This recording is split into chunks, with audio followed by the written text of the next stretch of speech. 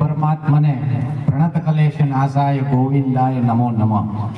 વિશાળ ગગને લહેરાતો આ તિરંગો અમારી જાન છે, વિશાળ ગગને લહેરાતો આ તિરંગો અમારી જાન છે।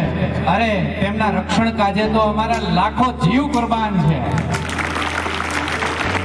નમસ્કાર, હું સંજય સર અહીં મંચસ્થ ઉપસ્થિત આમંત્રિત મહેમાનો, આગેવાનો, વાલીશ્રીઓ, ગ્રામ્યજનો તથા અમારા હૃદયસ્થ બિરાજમાન એવા અમારા નાના ભૂલકા વિદ્યાર્થી ભાઈઓ બહેનો અને કૃષ્ણરૂપી સારથીની જેમ જે દીવા દાંડી સમાન વિદ્યાર્થીઓના પથદર્શક બને છે એવા તમામ ગુરુજનોને અહીંયા 26મી જાન્યુઆરી ગણતંત્ર દિવસ, જેને આપણે પ્રજાસત્તાક કહીએ છીએ, તે દિવસની ખૂબ ખૂબ હાર્દિક શુભકામનાઓ પાઠવું। મિત્રો, આજના વક્તવ્યની શરૂઆત કરું એ પહેલા મને એક બાળકનું ઉદાહરણ યાદ આવે છે।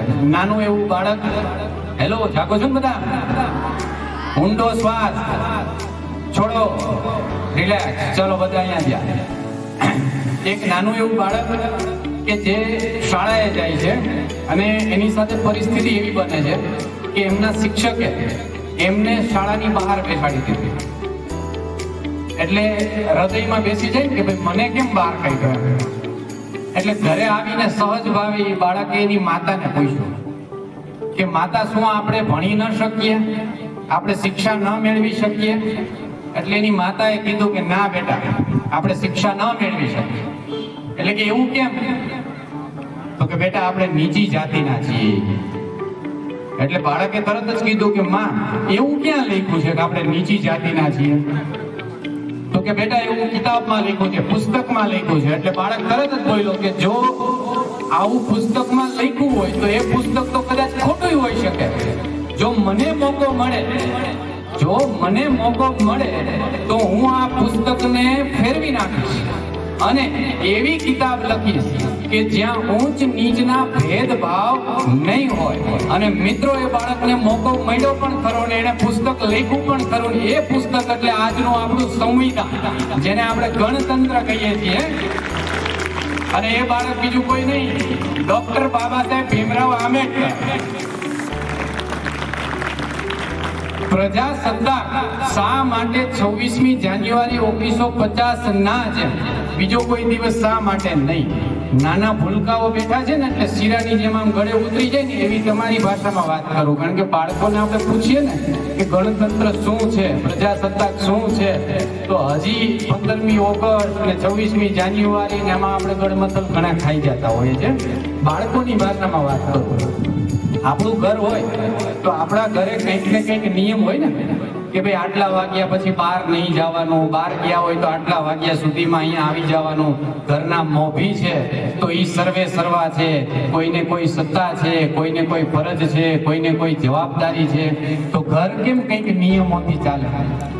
એમ આઝાદ થયા ને આપણે 1947માં, ત્યારબાદ દેશને કોઈક ને કોઈક રીતે ચલાવવાનો તો હતો, તો ચલાવવો તો ક્યાં નિયમથી ચલાવવો, કેવી રીતે ચલાવવો?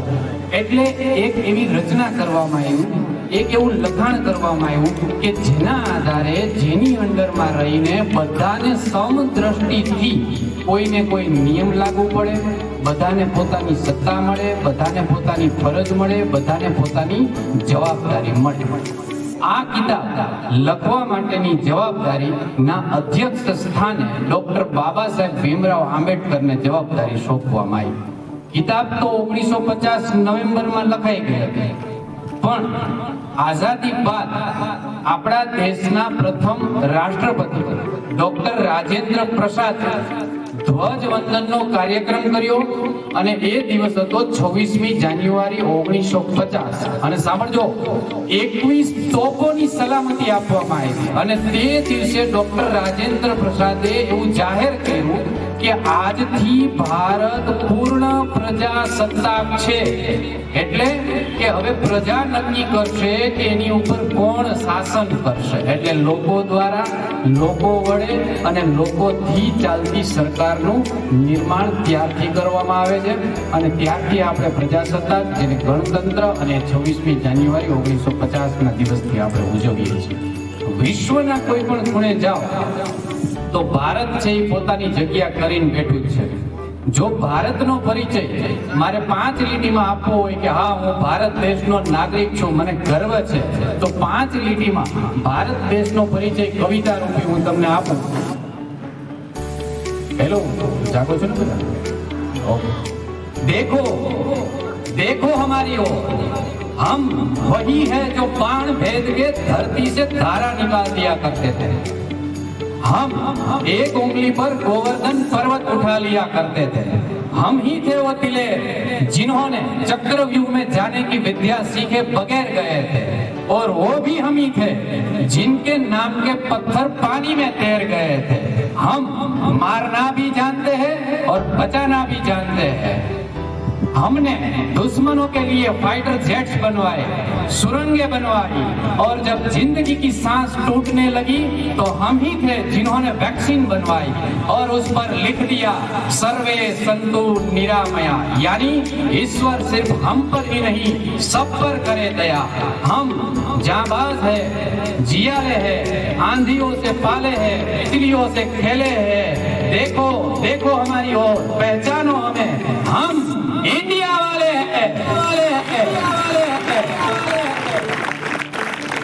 એ વાતનો સ્વીકાર કરવો જ પડશે કે 19મી સદી એ બ્રિટનની સદી હતી, 20મી સદી એ અમેરિકાની સદી હતી, પણ મિત્રો 21મી સદી એ ભારતની જ છે. અને તમે જે બધા બેઠા છો ને એ ભૂલકા જ દેશનું ભવિષ્ય છો. પણ મેડમે હમણાં જે વાત કરી, વ્યસન મુક્ત એ પ્રથમ પ્રાયોરિટી છે. આજનું બાળક આપણે જોઈએ છીએ, વાલીઓ ઘણા બધા હાજર છે. હું તો પર્સનલી પણ કહી દઉં છું કે આજનું બાળક બપોરે 12 વાગે ને ત્યાં સુધીમાં તો 1 GB નેટ પૂરું કરી નાખે છે. વાલીને હોટસ્પોટ કરી દેવામાં વાંધો નથી, બોલો પાછો. તો યાદ રાખો મિત્રો, જ્યાં સુધી તમે રીલમાં પડ્યા રહેશો ને, જો આમ ત્યાં સુધી દેશો ને, એના બદલે પુસ્તકમાં આમ કરવા માંડો, 50,000 પગાર સ્ટાર્ટ થઈ જાય.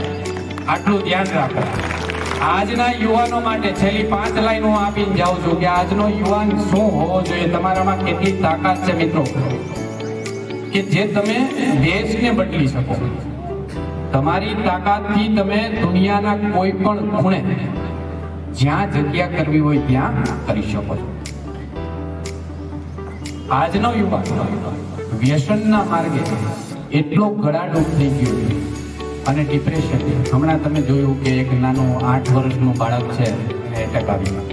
11 વર્ષનું બાળક છે, એને ઘરેથી કંઈક ધક્કો દીધો તો ગળા ફાંસો થઈ ગયો. આ તમારી તાકાત છે, તમે વિચાર તો કરો.